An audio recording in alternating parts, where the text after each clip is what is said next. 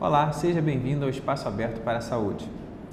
A dengue é uma enfermidade causada pelo vírus da dengue 1 arbovírus do gênero Flavivírus, que inclui 4 tipos imunológicos, dengue 1, 2, 3 e 4, que a gente vê na mídia sempre sendo comentado.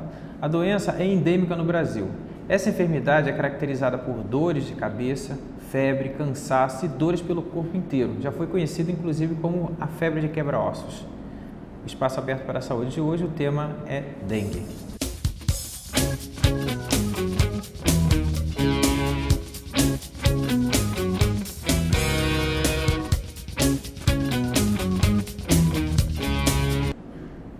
O mosquito vetor da dengue é o Aedes aegypti.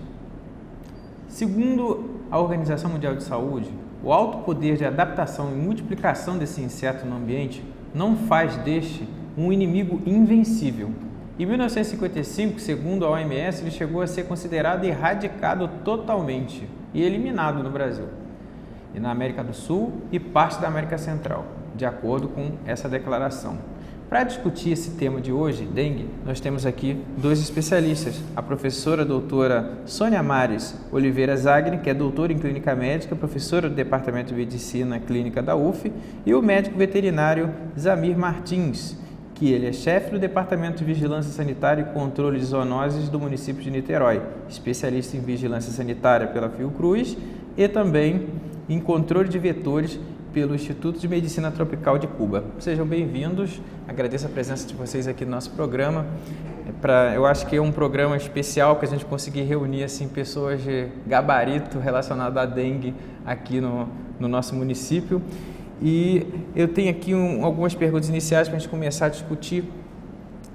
Assim, Zamir, hoje, de que forma a gente observa na mídia assim, um esforço muito grande do Estado do combate à dengue, né? Temos as campanhas, né? Todo mundo, inclusive com palavras fortes como guerra contra o mosquito, campanhas com um exército nas ruas e ações educativas. Como o senhor vê isso? Acha que realmente tem que ter esse caráter assim de guerra, de combate? Olha, nós temos que pensar num vetor como o Aedes aegypti e nas características dele e no ambiente que nós vivemos. Nós vivemos num país tropical em que todas as condições são amplamente favoráveis a esse vetor, porque nós temos uma oferta de água muito grande, temos uma temperatura ótima para ele e as condições ambientais favorecem também na questão de infraestrutura e saneamento. No tempo moderno, hoje, nós temos uma grande oferta de materiais que são espalhados no nosso meio ambiente, descartáveis e tudo mais. Nós temos uma carência habitacional num grande número da nossa população e que, devido às precariedades das construções, criam também condições para a proliferação desse vetor. Nós temos um problema, como eu falei, de saneamento, que é a oferta d'água precária ou de forma intermitente, o que força as pessoas a terem que colecionar, juntar água em suas casas, o que todo esse conjunto cria um ambiente muito favorável ao mosquito. Para o enfrentamento, você tem que trabalhar com diversos componentes. Não um componente só vai ser capaz de dar resposta. Não vai ser só com ação de combate ao vetor que nós vamos ter nenhum tipo de sucesso. Daí é um conjunto de ações. Daí essa ideia de guerra, né? Um combate. A ideia de guerra, né? de combate, é só uma vertente que tem que ser. Porque você tem que ter realmente a mobilização popular para que cada um tenha a educação, se aproprie do conhecimento para evitar nas suas casas, nos seus locais de trabalho, ambientes ou condições que possam permitir a proliferação do mosquito. Mas nós temos que fazer outros enfrentamentos, porque também, senão você fica só com combate, você fica com a orientação ao morador, mas todas as outras condições você não enfrenta, se a gente não enfrentar a questão principalmente do abastecimento da água regular, para fazer com que as pessoas não precisem ficar colecionando água, se a gente não fizer isso, a gente, na verdade, fica de uma certa forma transferindo para a população a responsabilidade de fazer esse controle. Quer dizer, então, são diversos os componentes. Só enfrentando essa questão como um todo é que a gente pode chegar a uma situação de controle do vetor. Falar hoje em erradicação, tendo em vista as condições, a capacidade de adaptação desse mosquito, tendo em vista as condições climáticas, ambientais nossas, falar em erradicação é quase que impossível nos tempos de hoje. Com certeza, ainda mais oferta de sangue, né? Que tem. Professora Sônia, quais são os sinais clínicos da dengue? Né? Ela pode ser confundida com outras doenças virais? Pode. A dengue, ela, em termos de quadro clínico, ela é muito inespecífica. Na realidade, é um quadro que o paciente tem uma febre que dura de 1 a 7 dias, que pode ser muito alta ou ser mediana, 38, 38,5, associado geralmente a febre, dor de cabeça, né? Dor nos fundos dos olhos, muita mialgia, que é dor nos músculos, artralgia, que são aquelas fisgadinhas nas articulações, né? Então, você tem esse quadro clínico. Mas é muito importante que você faça o vínculo epidemiológico, né? Junto a isso, você deve ter o vetor e o vírus circulando. Se você levar em consideração que no ano de 2011 o Brasil teve quase 1 milhão de casos de dengue, disparadamente a virose que mais circulou foi o vírus dengue. Então você tem que ter conhecimento disso, da situação epidemiológica do lugar onde você trabalha, e através desse vínculo epidemiológico você vai hierarquizar vários diagnósticos, né? Sempre a gente trabalha com a questão da hierarquia dos diagnósticos, e nisso dengue sobressai. Ele passa a ser o primeiro fator diagnóstico, tendo em vista a situação epidemiológica que a gente vive aqui no Brasil. Que vem como o nosso especialista aqui, o Jamir, coloca, né? Que tem um conjunto de fatores aí na investigação clínica da senhora, no histórico e na anamnese, vai acabar identificando algum fator relacionado à dengue. Isso. Mas, de acordo com especialistas, né? O Brasil oferece ao inseto condições ideais, né? Como o próprio Jamir já falou, como médico veterinário aqui responsável em Niterói pela vigilância. Poderia comentar um pouco sobre os hábitos, Jamir, desse inseto? A gente teria como atrapalhar a vida desse inseto? Veja bem, o Aedes aegypti, ele se reproduz como qualquer outro mosquito. Ele precisa da água para um criadouro dele, é um recipiente ou uma coleção de água. Então, o Aedes aegypti tem uma característica, ele não põe o ovo diretamente na água. Isso é ele põe na parede do 1,5 recipiente, centímetros acima. Próximo à linha da água.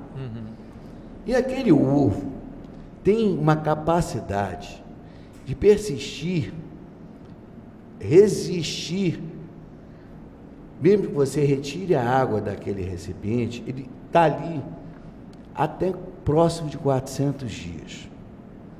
Nossa. E aí depois, esse recipiente, você recoloca a água, dali eclode aquele ovo e você tem todo o ciclo do mosquito de novo. Então nós temos que, para atrapalhar esse mosquito, primeiro, evitar a oferta de recipiente contando água para ele reproduzir. Então, é a questão de recipiente d'água para o uso das famílias, das empresas, as caixas d'água devem ser vedadas para o acesso do mosquito.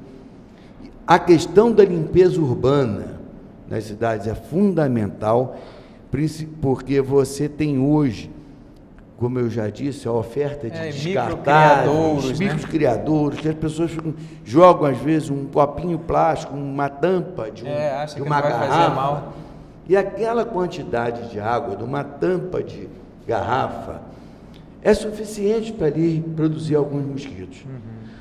Agora, essa é a estratégia, ou seja, fundamental. Hoje mesmo nós estamos trabalhando em Niterói, quer dizer, esse conceito de cada um zelar na sua área, por exemplo.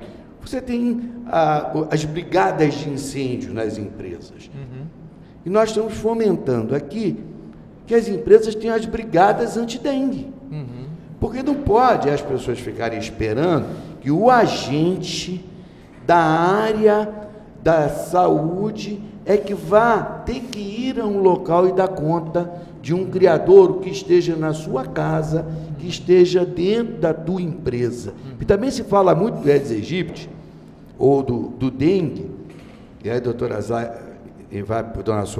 Sônia vai poder falar melhor do que eu, e sempre a referência é a moradia da pessoa, né? Quando a gente sabe que as pessoas passam quase que o dia todo no local de trabalho. E o Aedes aegypti é um mosquito de hábito diurno, principalmente. Geralmente, ele pode vir fazer o repasse sanguíneo em outros horários, se a coisa começa a apertar e não consegue, dentro daquele horário comum dele, se alimentar. Mas ele é de hábito diurno. Então, no local de trabalho, é fundamental essa vigília com relação aos focos de mosquito, e ali que as pessoas permanecem o maior tempo do seu dia. A professora Sônia vai colocar alguma coisa. Dentro do que Zamir falou, por isso que não é suficiente você derramar a água, porque esse ovo ele vai ficar preso na borda.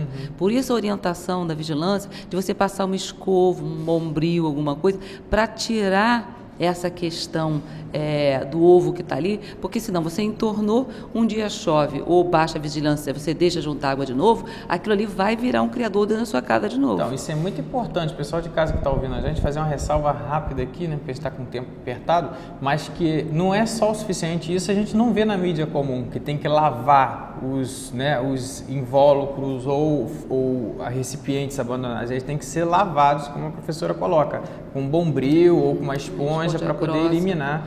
Mas, professora... Só te falar outra coisa importante também, que é a questão da caixa d'água. Não basta vedar a caixa d'água com a tampa principal. Geralmente a caixa d'água tem aquele respiradorzinho, né, Zamir? Chama de ladrão. Ladrão. Aquilo ali é uma avenida para o mosquito. Aquilo também tem que ser vedado. Ou através de uma tela, alguma coisa que permita sair água, mas não deixa entrar o mosquito. Então, assim, tem muito detalhe que a gente na mídia nem sempre consegue colocar. Né, Zamir? Mas eu conheço a luta de vocês, muito grande, há muito tempo. É pena que o programa é pequeno, né, não tem muito espaço, porque assim, teve toda uma mudança de legislação, onde Niterói foi pioneira, para poder dar conta dessas coisas. Antigamente, sequer se comprava tampa de caixa d'água separada da caixa d'água. Né? Então, foram mudanças que foram correndo ao longo do tempo. Professora Sônia, aproveitando, há estudos nos Estados Unidos para desenvolvimento de uma vacina, porque começou a incomodar por causa daquela faixa territorial México, Flórida ali, né? Teoricamente, a gente não fala mais assim, mas terceiro mundo com primeiro. Em sua opinião, por que ainda não houve investimento maior para a vacina no Brasil? Olha, eu discordo que não há investimento. Há sim. O que acontece é que você não tem que fazer vacina para um vírus, você tem que fazer para 4. Então, você tem que fazer, porque quando eu tenho dengue uma vez, eu tenho uma chance pequena de complicar. Quando eu tenho dengue 2 vezes, eu vou aumentando a chance. Então, uma vacina ela tem que proteger contra os 4 vírus ao mesmo tempo, porque senão aumenta a chance de você pegar outro vírus e você ter forma mais grave. Então, o problema é a complexidade. Todo vírus de RNA é um vírus difícil. Tá? E segundo, você não tem que fazer uma vacina, é uma vacina com 4 componentes. Porque essa pergunta veio à tona pelo seguinte, a gente sabe que o vírus da polio, né, ele talvez seja diferente então. Porque numa gotinha, né, como era, agora vai mudar, mas vacinava contra 3 tipos de vírus. Então, assim, se houvesse um investimento... Não, olha só, dinheiro para dengue não falta. Não falta no Brasil, não falta no exterior, tá bom? Dengue tem interesse militar. Se você levar em consideração de que aquela área, por exemplo, de Camboja, aquela área de conflito, né, que volta e meia alguns países intervêm, né, aquela é área de dengue. Então, assim, nunca faltou dinheiro para a pesquisa de dengue. É porque o desenvolvimento é muito complexo mesmo. E já tem vacinas hoje que estão em estágio já de teste, mas elas ainda não se mostraram seguro o suficiente, com a quantidade de anticorpos necessários e para um tempo que precisa. E tem que ser barata, porque não adianta você criar uma vacina cara, onde você tem que imunizar toda uma população. E aí eu perguntar para o Zamir, né, que é uma pergunta interessante, que sempre quando tem uma epidemia, São Gonçalo e Rio são mais atingidos e Niterói tem sempre números menores de casos, né, incidência menor. Na sua opinião, aqui no nosso município de Niterói, isso está atribuído a quê? Ao índice de desenvolvimento humano, grau de escolaridade, renda superior? Por que o senhor acha? Eu falei, é uma questão, é um conjunto. Primeiro, porque você tem uma condição, Niterói, uma condição urbana bem melhor do que... Mais estruturada. Mais estruturado. E aí é fundamental, num caso de um vetor como esse, Niterói tem um trabalho de combate ao vetor historicamente muito bom, inclusive já serviu de referência em diversos dos trabalhos do Ministério da Saúde. Nós temos as equipes, os agentes todos setorizados, quer dizer, em cada área do município de Niterói nós temos um agente responsável e que foi um modelo que a gente sempre lutou e que o Ministério depois adotou como uma referência, né, essa linha de trabalhar com agente setorizado. Quer dizer, a gente tem uma história de um trabalho bom. Agora, é um conjunto. A população também participa mais ativamente. Isso. Agora, apesar disso tudo, é bom sempre a gente aproveitar um programa desse, porque aí para vocês da área de comunicação. Agora eu saio de entrevistado para fazer uma indagação, uma provocação. Por quê? Que desde 86 a gente lida com essa questão do dengue. Diversas foram as campanhas de orientação e diversos problemas graves tivemos de epidemias que sucederam, mas a gente ainda encontra uma grande quantidade de pessoas que parece que não conseguem absorver essas mensagens. E você encontra focos em lugares bem visíveis. E aí é um comportamento que você pode falar em pessoas lá nas comunidades mais carentes, não. Em todas as camadas sociais. Então não é uma provocação para o pessoal da área de comunicação. Porque nós precisamos, talvez, ter competência para poder sensibilizar uma faixa da população com relação a essa preocupação de prevenir o vetor. Então, a gente vai agora para o quadro de perguntas por e-mail. Nós recebemos perguntas por e-mail, espaçoabertosaude@gmail.com. Mande sua sugestão de tema e perguntas. Uma pergunta, né, da Lila Aguiar, ela é estudante, e aí ela quer saber o seguinte: caso eu esteja com algum sintoma da dengue, dor abdominal contínua, vômito persistente, pulso rápido e fino, devo procurar qual atendimento? Emergencial ou ambulatorial? Lila, eu espero que você não tenha isso, porque isso aí não é fase inicial de dengue, não. Isso aí já é forma muito grave.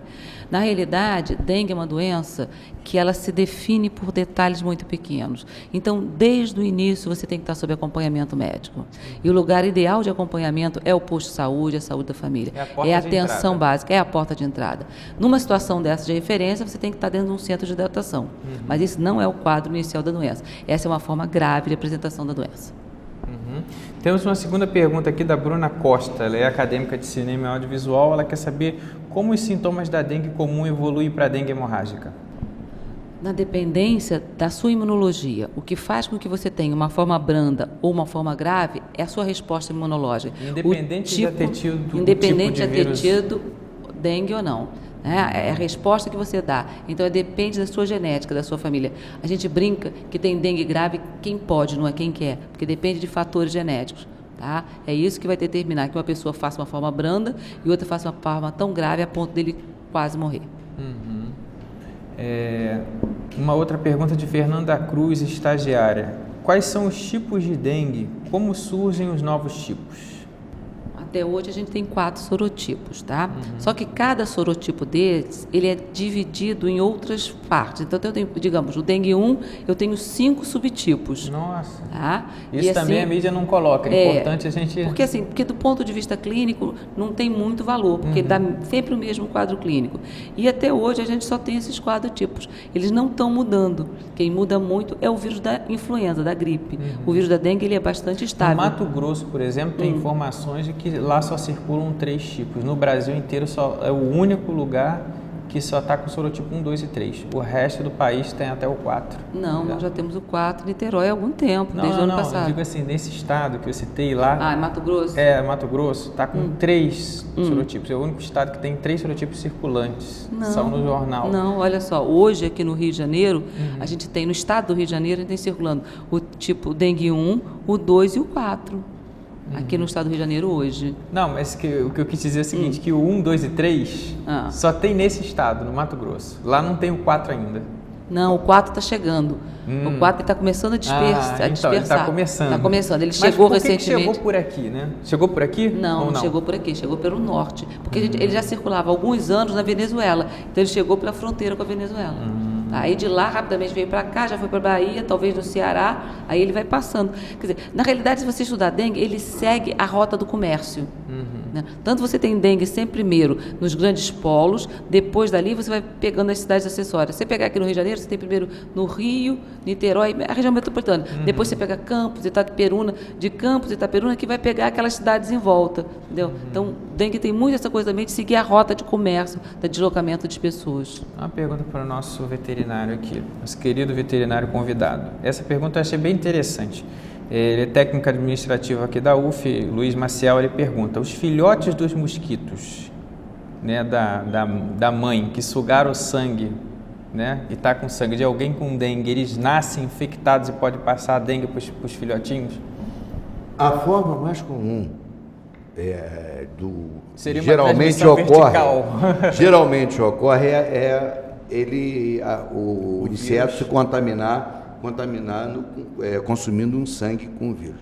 Mas há estudos que já comprovaram a transmissão transovariana, ou seja, a fêmea já coloca um ovo infectado. Mas o mais comum, geralmente, ainda o que a gente tem na literatura e verificado em campo, em pesquisa com o mosquito em campo, é de ele contrair, ele adquirir a virose se alimentando de sangue de pessoas com vírus. E ele vem atraído justamente pelo gás carbônico, né, e pelo calor da pele.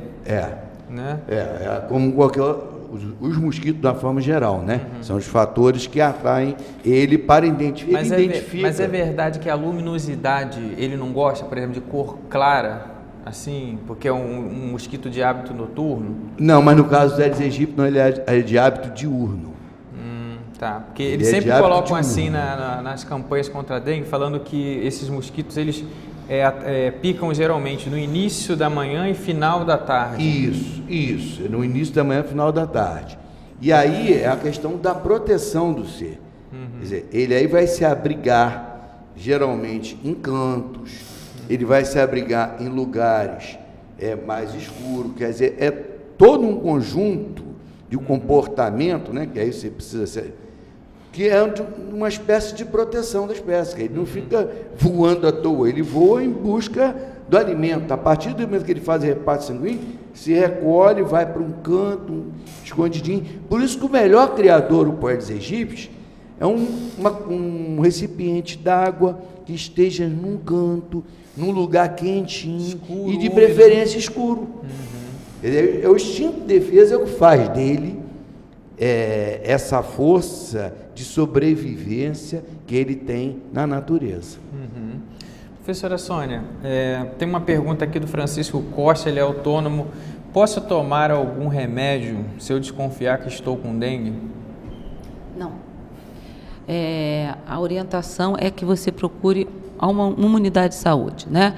pública ou privada, mas que você for à unidade de saúde. Porque existem alguns remédios que você não deve tomar quando você está com dengue. Por exemplo, classicamente os derivados ativos salicílicos, a aspirina. Isso, popularmente, isso. né? E aí AS, aspirina, Doril. Você pode pegar um remédio desse que você está acostumado a tomar para gripe e ter esse componente. Por isso que até fiz aquela pergunta, né? Porque algumas pessoas confundem por ter aspecto viral, porque as doenças virais têm algumas características, sintomas em comum e acabam tomando medicamento. Então, sempre procure posto de saúde, unidade próxima, um médico. E a orientação é procurar precocemente. Diferente de outra doença, você fica procurando, esperando 2, 3 dias.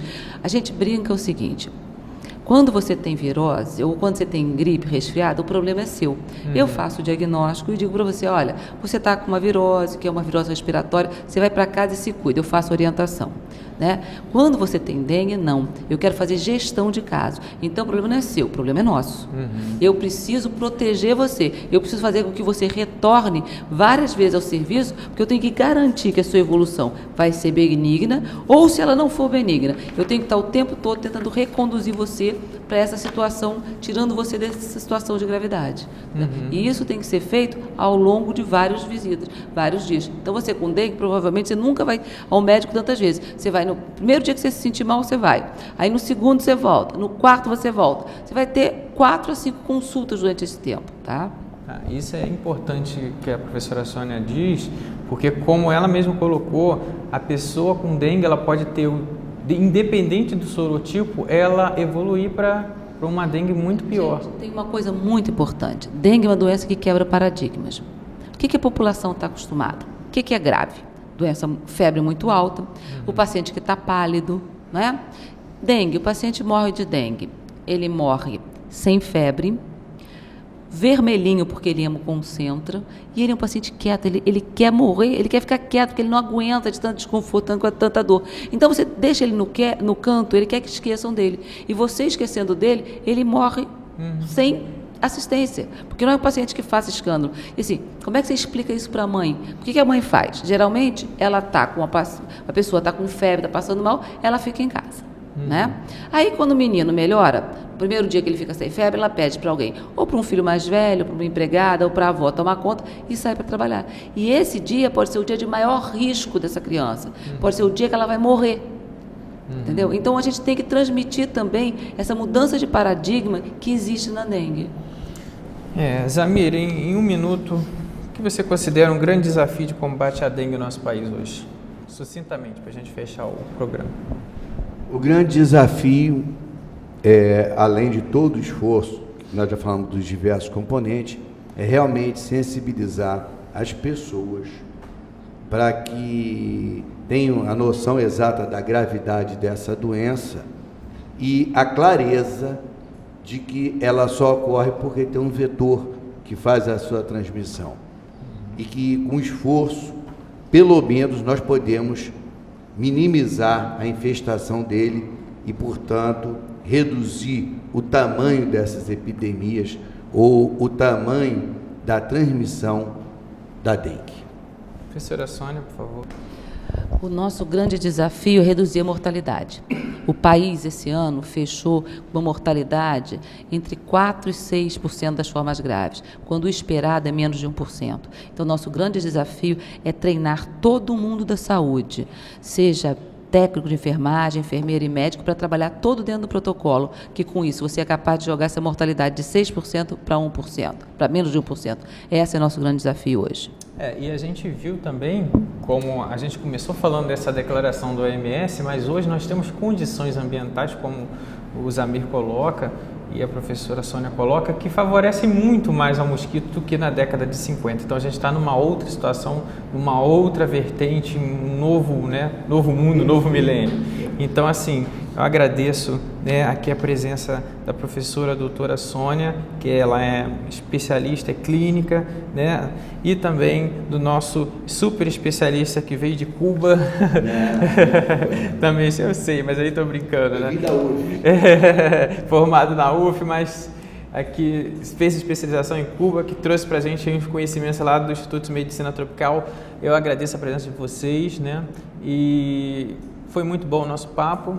E agradeço a vocês também, nossos telespectadores, e espero que tenham gostado do nosso programa. Até o nosso próximo Espaço Aberto para a Saúde.